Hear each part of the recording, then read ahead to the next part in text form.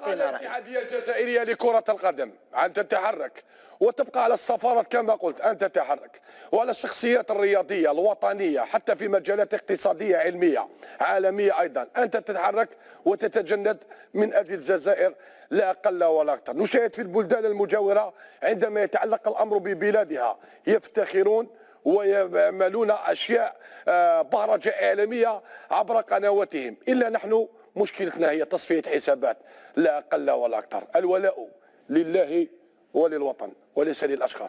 السلام عليكم خوتي، كي دايرين؟ لاباس عليكم؟ نتمنى كلكم تكونوا بخير وعلى خير، ومبروك ليكم ومبروك لينا ومبروك للمنتخب الوطني والشعب المغربي والعرب كاملين. واليوم فيديو جديد طبعا.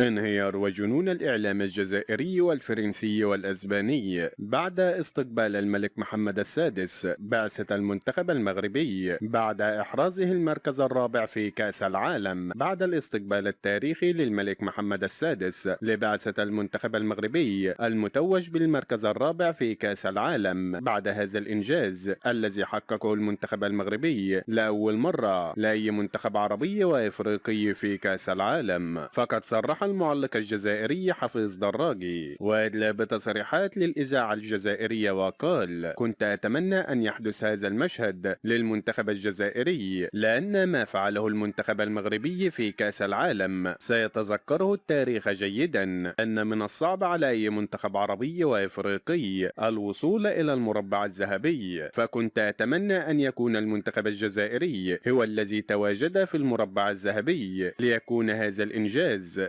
مكتوبا لصالح الجزائريين. بينما صرح أسطورة المنتخب الجزائري علي بن شيخ وأدلى بتصريحات لقناة الهداف الجزائرية وقال: أرفع القبعة للمنتخب المغربي الذي رفع اسم العرب والقارة الإفريقية في المونديال، وأعتقد هذا الإنجاز من الصعب لأي منتخب عربي وإفريقي الوصول إليه، وأتمنى من المسؤولين الجزائريين المسؤولين على كرة القدم أن يتعلموا من المسؤولين المغاربة التخطيط الجيد لكرة القدم بدلا من المؤامرات التي دايما يتحاكون بها ضد المنتخب الجزائري. فالمنتخب المغربي الآن في المركز 11 عالميا في تصنيف الفيفا الجديد، بينما نحن في مركز متأخر للغاية. ولا بد أن نعترف بالواقع أن المنتخب المغربي أقوى بكثير من المنتخب الجزائري. بينما صرح أسطورة المنتخب الأسباني سيرخيو راموس وأدلى بتصريحات للإذاعة الأسبانية وقال: هذا المشهد الذي شاهدته من استقبال الملك محمد السادس لبعثة المنتخب المغربي المتوج بالمركز الرابع في كأس العالم لم أشاهد مثله. لا أي منتخب يحرز المركز الرابع، ولكن المنتخب المغربي استحق الإشادة والتقدير من جميع وسائل الإعلام المختلفة، لأنه يستحق هذه الإشادة. وما فعله المنتخب المغربي في كأس العالم إعجاز في كرة القدم، فهم أقصوا منتخبات أوروبا الكبرى مثل المنتخب البلجيكي والمنتخب الأسباني والمنتخب البرتغالي، وكانوا قاب قوسين أو أدنى من التأهل للمباراة النهائية لولا الحكم المكسيكي راموس الذي أنهى على حلم المنتخب المغربي بالإقصاء من المباراة النهائية لصالح المنتخب الفرنسي. ولكن المنتخب المغربي بهذه التشكيلة الشابة سيصبح خطرا على منتخبات أوروبا وإفريقيا في المستقبل. بينما صرح أسطورة المنتخب الفرنسي زين الدين زيدان وأدلى بتصريحات